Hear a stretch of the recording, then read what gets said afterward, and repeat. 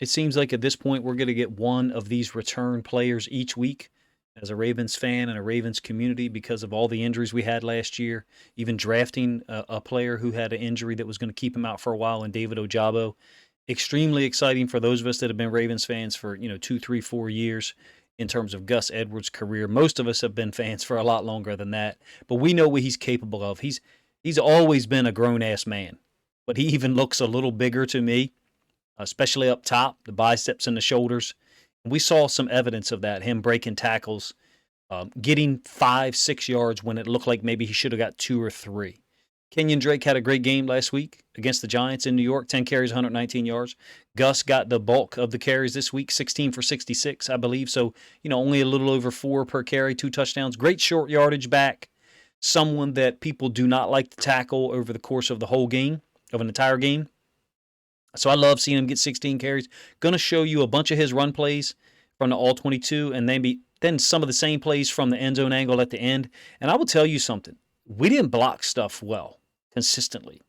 There's at least 4 or 5 plays here where we're not blocking things using the angles that are naturally created.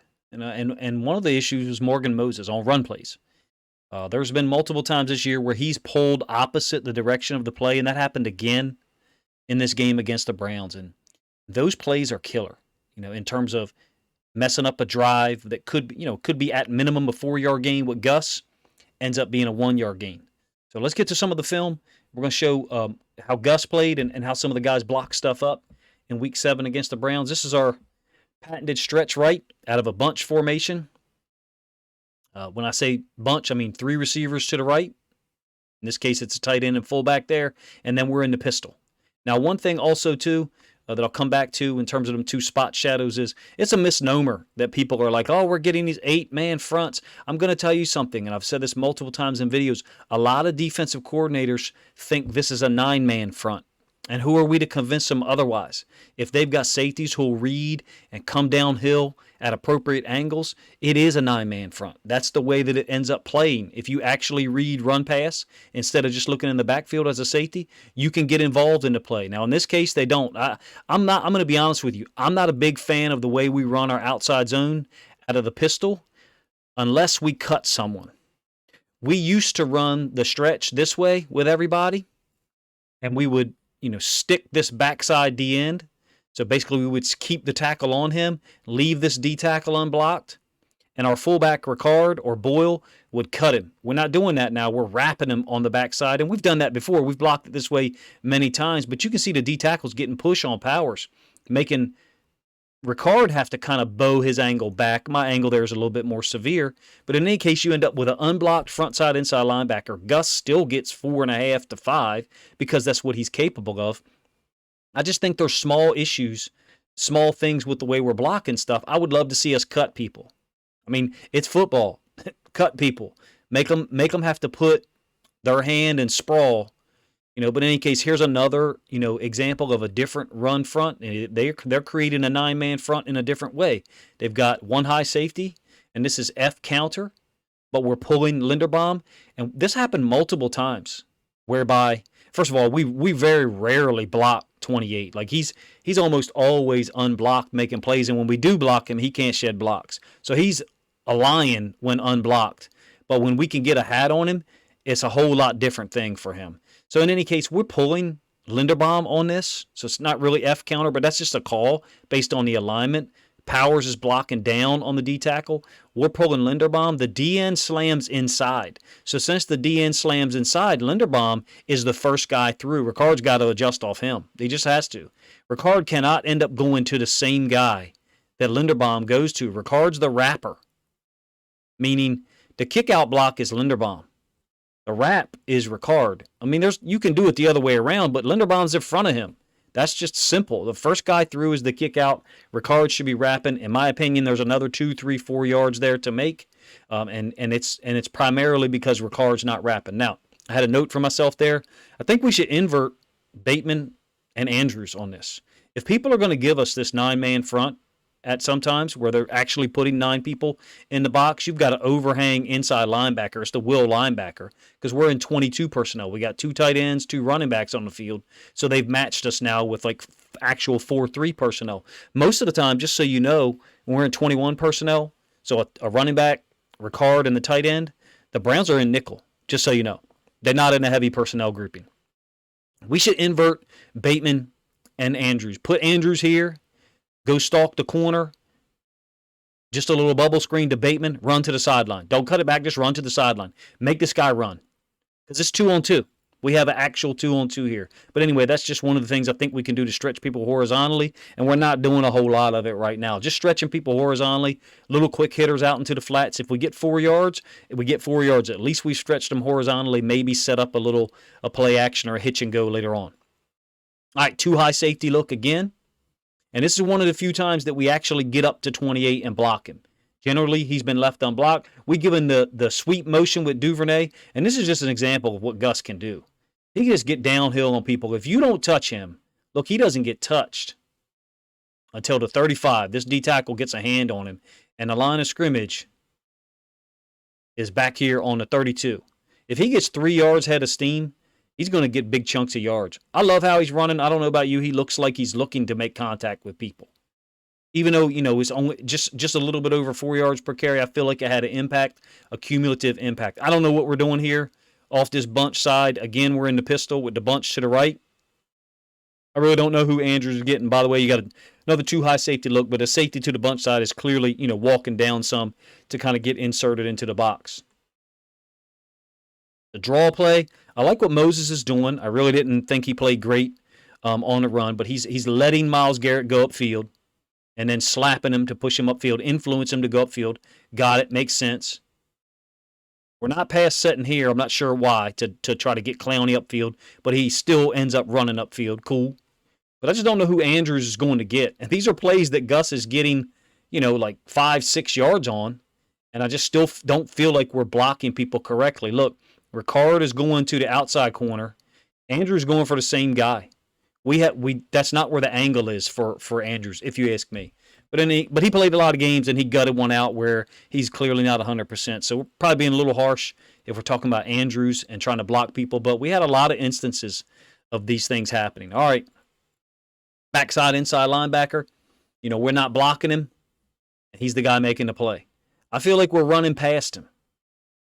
So Andrews is trying to get up to the backside inside linebacker. He does not have any type of angle to get to that guy, in my opinion. What I know, or what I think I know, and you're welcome to disagree with me and tell me what your experience is the right tackle should be comboing and working to the backside inside linebacker. That's just what I think I see here, because you've got a great angle.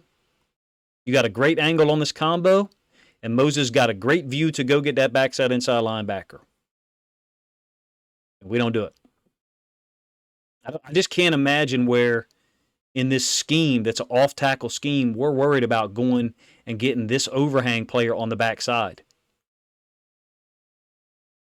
I feel like if we get these linebackers blocked up, if we actually get them blocked up, that we can get Gus loose on these safeties. I mean, to me, this looks like a play that and you can tell me if I'm being a little too harsh. Like, we're looking for a high level of play, a high level of execution. If you watch my reaction video, I think Andrews, Lamar were way less than 100%. I don't know what percent I would guess they were playing at, in my opinion, between 75 and 80, something like that, maybe a little higher. Bateman, was playing in the game. I'm not sure he's 100% yet. In my opinion, we get this backside inside linebacker blocked up here, and Moses has the angle on him. We've got a nice cutback lane here for Gus, and he's one-on-one with this safety. You can let me know, if you see it the same way. If you see it differently, that's cool. I just don't know why Moses is working past that guy, other than the fact that Andrews is working to him, and Andrews doesn't have an angle, in my opinion. If you're an offensive line guy and you're watching the video, feel free to let me know. Another pistol set, and this has happened 3 or 4 times this year. If I'm negative on this, you just tell me, but you can't. I don't know how Linderbaum is pulling to the play side and Moses is pulling opposite. Do you guys see what I'm saying? Lamar's opening this way. This is our counter wind back. Ricard's coming here. This, to me, is supposed to be Linderbaum pulling and kicking, Ricard wrapping, and again, Lamar's opening to the left, and Gus is going to wind this back here. This is the play that's been virtually unstoppable. The Browns did a great job on it, I thought. I thought they did a fantastic job. A lot of times on his counter wind back, if we left the D end unblocked, he just chased it down from the backside, and we rarely kept it with Lamar and went opposite. No problem. That's not my big concern. Give the Browns credit. My big concern is, like, this is the third or fourth time this year that Moses has pulled opposite, and you can tell me if I'm misremembering that. When I say pulled opposite, I mean pulled and literally kind of like ran into another offensive lineman. I haven't seen anybody say anything to him here yet. Linderbaum looks like he's a little confused. I don't know, maybe it was Linderbaum's mess up, but I see Ricard going in the same direction as Linderbaum. I feel like those two guys are going the correct way, especially when that's the direction Gus ends up going. This is the same play we ran for a touchdown against the Giants last week early in the game with Kenyon Drake. This is power, and I just don't like Ricard's angle. I don't. He's got to read the D end. Oliver takes the D end down. So what I mean is this D end here. So usually we would teach like, a J type angle, but Ricard's in a little bit different position. He's not a typical fullback is going to be here to run this power, this kick out. All right. So he is going downhill a little bit, but I feel like he's veering inside to Oliver too much, and then ends up not getting much expansion on number 20 here, or at least not as much as I think he should get. 28's unblocked. It's still a 5-yard gain, still a 6-yard gain, maybe 5. And I think that's just because Gus carries people. I think Gus is great on zone schemes, very, very good on zone schemes. I think maybe a little bit better on gap schemes, to be honest with you, because once he gets his shoulder square and he's behind the pulling lineman, he's a real load. Tell me if you are as pleased to get, I know Ricard almost blocked that golf screen. Tell me if you are as pleased to get, Gus back as I am. A stretch right play, and we actually get 28 blocked up. That's the guy who was spot shadowed. Real athletic linebacker, and he's a real handful when he's unblocked. When we get hands on him, to me, it didn't look like he was able to shed blocks and really do anything. He did have one example of coming downhill and playing something real heavy and impacting the play. I don't feel like our outside zone stretch stuff really looks clean. Moses looked like he stepped down to help Zeitler and then is unable to get to this linebacker. I mean, really looks like a very inconsistent, and I'm being kind, game for Moses in terms of against the run. You still have pursuing guys, don't get me wrong, but I just feel like you should be able to cut off the backside inside linebacker if you're the front side tackle and the guard overtakes this DN, which I think he does. Or he's at least 50-50 with him. I mean, Zeitler's at least, he's winning now, but I think the guy ends up making up ground as they're running lateral. He's a better athlete than, I think that's a nice job by Zeitler. I mean, I really do. We get the backside inside linebacker blocked up. We got the front side inside linebacker blocked up, 28 like I referred to. Ends up being a short gain, maybe a 3.5, 4-yard gain. Now, having said that, watch Linderbaum. He's great on these concepts. He just stays with the guy. He just stays with him and then just runs him into the ground. He's not overpowering the guy. He just stays on people. Powers helped him out with that one as well. Pretty cool play, if you ask me, from Linderbaum. All right, a good adjustment to the counter windback stuff that the Browns were doing a nice job of shutting down, if you ask me. We're still running with Ricard's motion, though. We got to go opposite that some more if we're going to be in this conservative game plan or in situations where it makes sense to do so. The adjustment is Lamar opening to this side and the back going opposite. That's our counter wind back. All right, I illustrated that a little bit earlier. The DNs from the side Lamar opened to was running down the line of scrimmage. So now our adjustment is Lamar opening to the flow side. Gus coming downhill. Looks like he could veer it back. We know he ain't going to because that's opposite Ricard, which we have to do more often. And then just following Ricard. This is the one that people have showed on Twitter. One of the safeties looked like he didn't really want to get involved with Gus. I mean, that's entirely possible. He didn't look like he gave a great effort. Thought he had a poor angle on the play anyway. Came downhill a little bit. Awesome to see Gus, get a touchdown. And by the way, it looks like we do actually block 28 this time, which has been rare in the last couple of seasons facing him. We have not gotten hats on him, but you can see, again, you get a hat on him, He's not a real physical linebacker in terms of dealing with fullbacks and tight ends. Although, like I said, he did have one really great downhill fill that I'll show you here from the end zone angle in a minute. Same play, end zone angle. D tackle swims with the motion. Can't blame him, right? If we're going to run so many things behind Ricard's motion, well, then you should get, D linemen swimming in this direction because we're running a lot of gap schemes. So you're going to get, down blocks. Well, if you can swim and defeat the down block, you've really defeated the scheme. Now, it's not 99 who swam, it's 96. These guys on the front side actually did a nice job. When I say on the front side, I'm talking about Oliver, Andrews, Stanley, Powers, and even though this guy swims Linderbaum, it doesn't make an impact because everybody's taking people down and just creating a wall. Even Andrews getting 28, and there's a nice seam inside the kick-out block by Ricard. I'm just not sure that against all these really good run defenses that we're going to be able to do those things in short yardage all the time. All right, some repeat plays that I have shown you already. This is the power play. Watch Ricard's angle. You get a little bit of a better view of it here, if you ask me. I understand he's trying to kick out 94, or that's the assignment, but, I mean, come on. The guy's in a 7 or a 6, whatever you want to call it. This looks like outside eye to inside eye to me, or maybe even nose to nose. That's a situation where the tight end's got to take him down. It just does. And Oliver accomplishes that. I'm just not sure about the angle that Ricard is taking. He's scraping for skin off of the down block. I feel like he should be a 1.5 foot wider. Slightly different angle.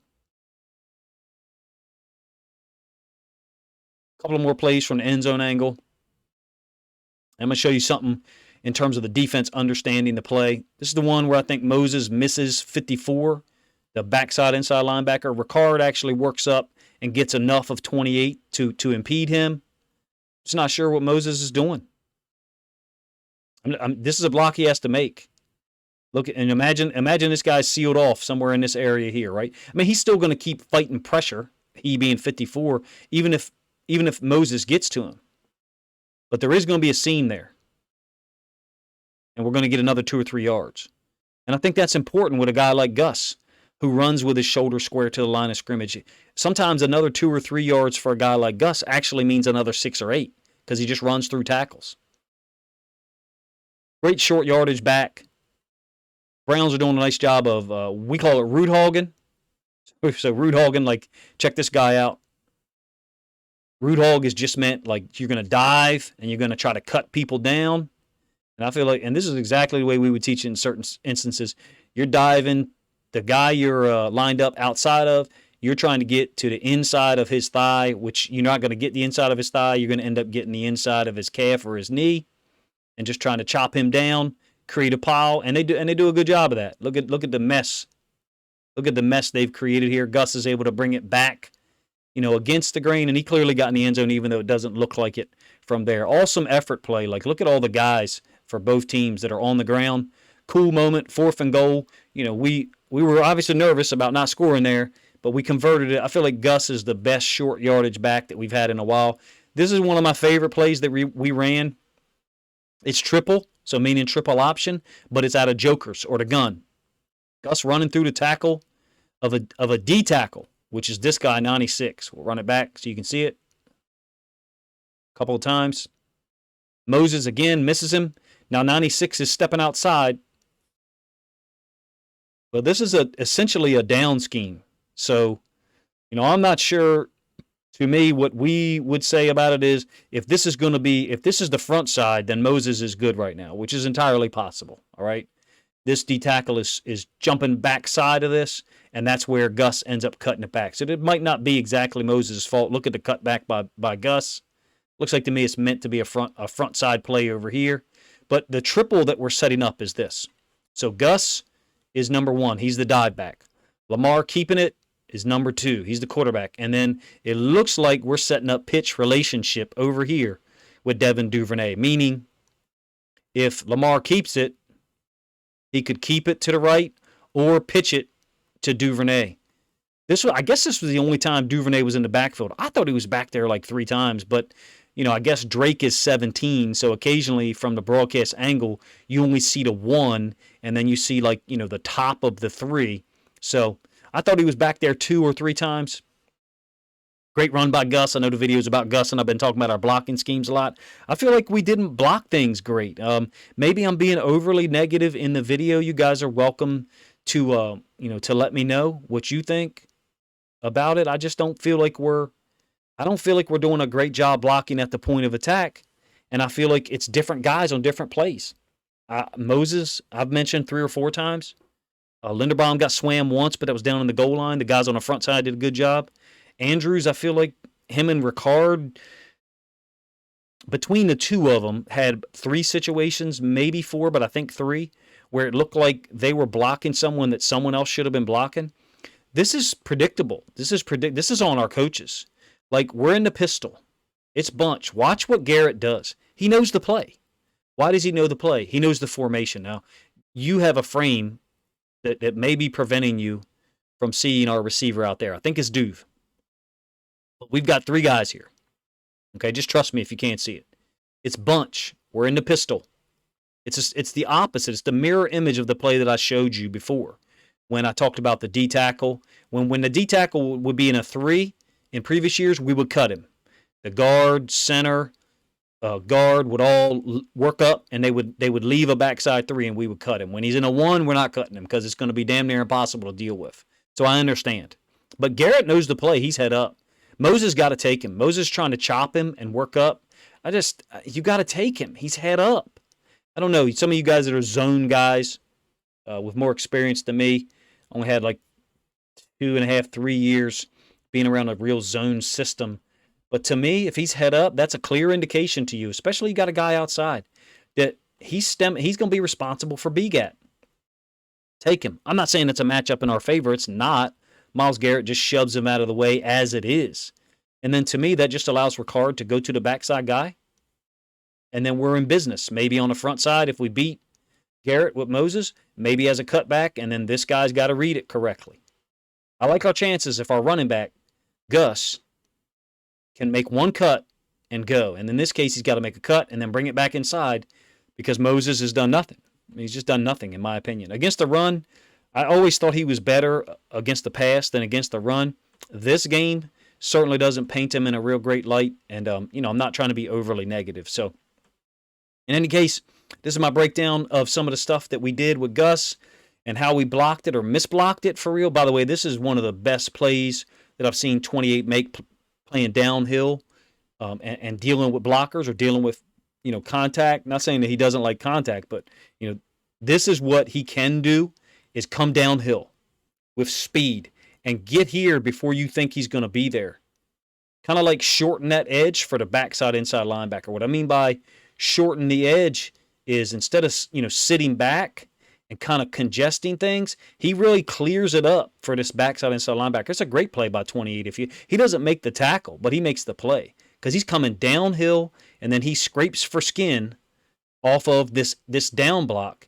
And then really, he actually ends up touching Gus. He's not going to be in a position to make the tackle because Andrews is working on him. But this is an example, if you ask me, of the front side inside linebacker making the play for the backside inside linebacker. And it's another example of Gus, getting a couple of yards where there was none. Watch the contact. The ball is here on this line, which I presume is the 45. Maybe it's the 40, but I think it's the 45, right? I don't feel like we've blocked it well. Contact being made by one guy, maybe 2, at the 45, the line of scrimmage. Contact by an unblocked inside linebacker, a yard past that. And then Gus ends up getting 6, if I did my math right. That's just Gus Edwards. That's what he does. If we can get guys blocked up, I think Gus can be even more effective. Like, after watching the film of the run plays, and I haven't watched anybody else's breakdowns. I know Coach Evans did one earlier. I'm not sure if other people are mentioning it the same way. I would not grade our O-line in terms of run blocking on these plays that I showed you. I wouldn't grade our O-line any higher than 78, 82, somewhere in that area. There's a formula to grade them, and I'm not referencing that formula at all. It's just an initial off-the-cuff observation. And I still feel like Gus was effective. I still feel like it had an impact. Definitely was, a boost emotionally for our team because of just the talent level, especially with JK being gone for a while. So let me know what you think of my thoughts. I thought Gus ran hard. I thought he ran well. I would have loved to have seen him, be the one with the ball in his hands on that fumble by Justice Hill later. And I'm a huge fan of Justice Hill. Like, he ran hard. I'm glad that I don't even know if I want to say resurrected his career. He's like leveled up in terms of his career this year with how he's running the ball. Other teams notice what Justice Hill is doing.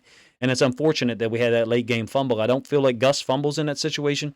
Not to draw differences between our players, but he's just that kind of reliable guy. I think he's a huge boost for us and a guy that we can give 10, 12, 14 carries to a game, and 66 yards is the minimum. Because, and to me, it was really a reflection of how we block stuff or how we misblock stuff. I would say at least 4 occasions we totally misblock stuff on the front side. And then I'm not even including the 5th occasion where Morgan Moses pulls us in the opposite direction of the play call.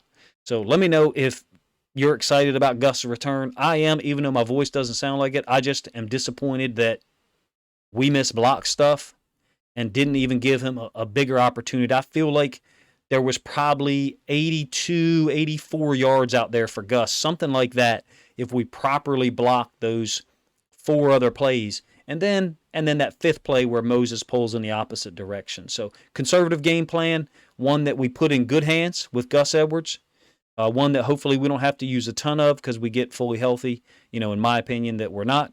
So let me know what you think of the video, what you think of some of my thoughts about Gus' performance and the way we block things in Sunday's win over the Browns.